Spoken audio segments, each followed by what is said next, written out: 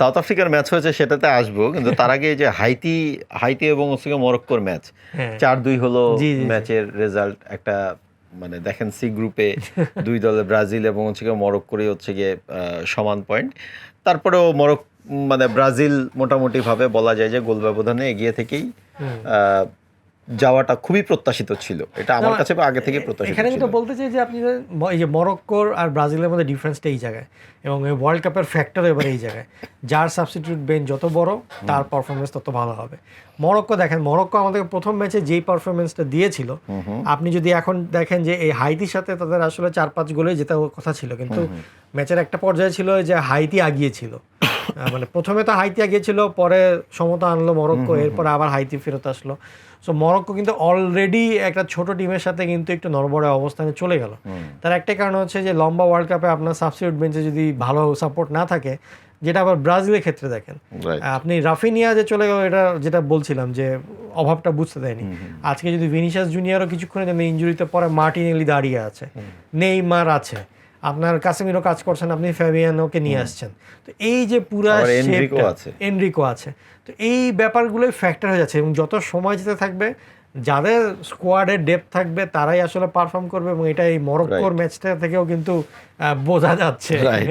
এখন মরক্কো আসলে গতবারের সেমিফাইনালিস্ট, এবার তাদের খুব ইয়াং একটা সাইড, তারা আসলে খুব লম্বা রেসের জন্যই ফিট। বাট দেখা যাক ওয়ার্ল্ড কাপের কোন জায়গায় পরের রাউন্ডে তো নিশ্চয়ই অনেক নড়বড়ে হবে। আমরা একটু সাউথ আফ্রিকার কথা একটু বলতেই হয়।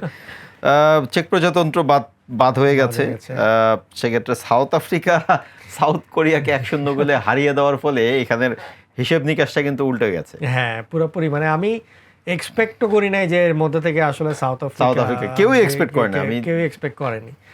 আসলে এখানে যে জিনিসটা বলতে হবে যে ওই যে মানে মাটি কামড়ে পড়ে থেকে 1 পয়েন্ট নিয়ে লাস্ট ম্যাচে খেলাটা ঘুরিয়ে দেওয়া, তো এই জন্য এই যে যারা আর কি ম্যাচ শুরু করেছিল ওয়ার্ল্ড কাপে খারাপভাবে, তারা যদিও 1 পয়েন্ট নিয়ে কোনোভাবে কোনো ম্যাচ থেকে বের হয়ে আসতে পারে, লাস্ট ম্যাচে গিয়ে যে কত হিসাব নিকাশ উল্টে যায় এটাই আসলে দেখা যাচ্ছে এখানে। তার কারণ হচ্ছে যে আপনি যদি দেখেন যে কন্টিনিউয়াসলি মেক্সিকো তো তাদের মতন পারফর্ম করে যাচ্ছিল, কোরিয়া প্রথম ম্যাচটা চেক রিপাবলিককে হারায় দেওয়ার পরও সেকেন্ড ম্যাচটা কিন্তু খারাপ খেলে ফেলে, যার কারণে তার একটা ব্যালেন্স ছিল। কিন্তু কেউ কিন্তু কখনো ধরেনি যে এর মাঝখানে সাউথ আফ্রিকা চলে আসবে।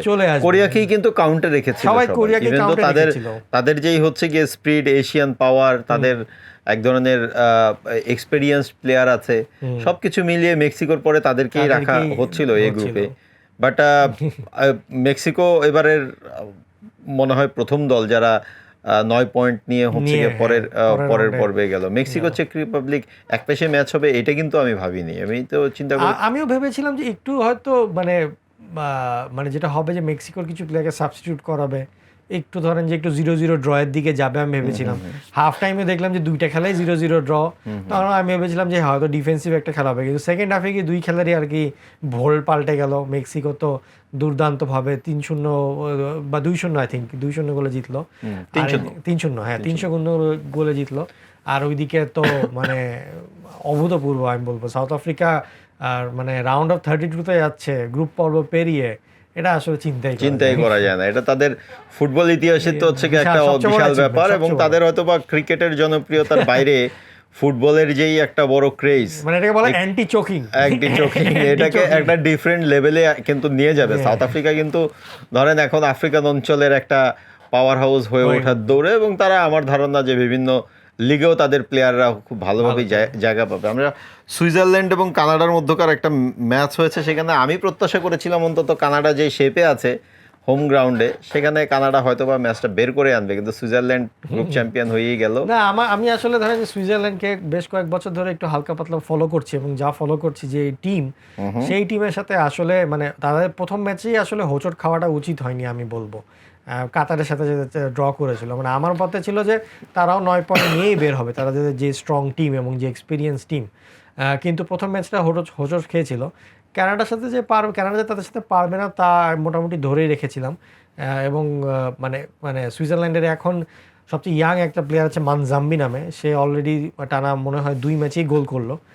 এবং এই প্লেয়ারটা হয়তো এরকম হতে পারে যে এবার সবচেয়ে ওই তরুণ খেলোয়াড়দের মধ্যে একজন হতে পারে এইবারের ওয়ার্ল্ড কাপ।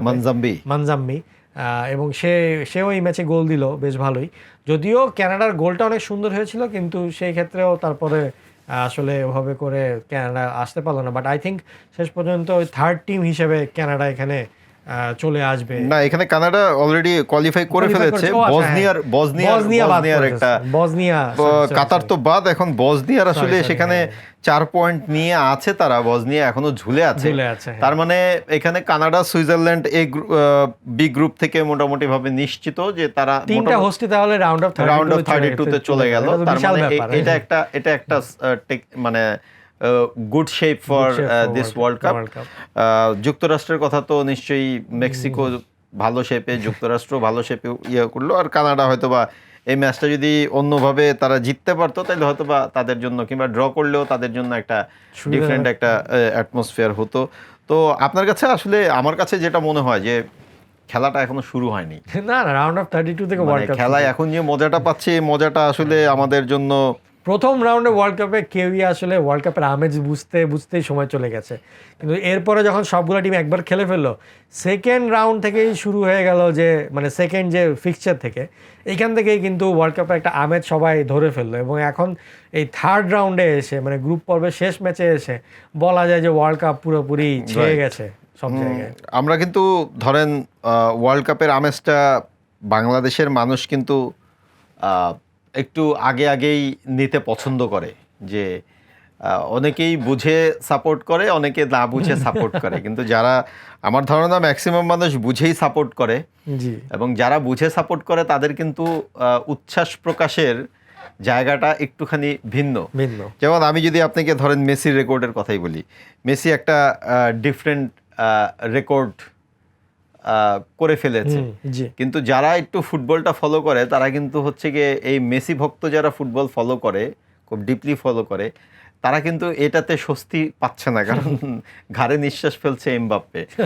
এখন এই বিষয়গুলো তো নিশ্চিতভাবেই ওয়ার্ল্ড কাপে একটা বড় ফ্যাক্টর হিসেবে কাজ করে। সবাই গোল দিচ্ছে, সবাই ফর্মে আসছে, ওয়ার্ল্ড কাপটা আরো বেশি জমে গেছে। মানে ফ্যানরা মনে করেন যে যারা মেসির ফ্যান তারা এতদিন ধরে আর কি বড়াই করছিল, কিন্তু এখন যখন রোনালদো এমবাপ্পেও গোল দেওয়া শুরু করেছে, মানে প্রত্যেকটা ফ্যান সেগমেন্টেরই আসলে তাদের জায়গা থেকে কিছু পয়েন্টস নিয়ে জিনিসটা ঝগড়াতে আসা বা আলোচনাতে আসা তাদের জন্য আর কি সহজ হয়ে যাচ্ছে, কারণ সবাই কিছু না কিছু করছে। এবং লাস্টলি তো রোনালদো যেভাবে করে গোল দিল, মানে কোনো ফ্যান বেজই এখনই আসলে মানে বাকি নাই যে তারা পিছনে হটিয়ে থাকবে এখন।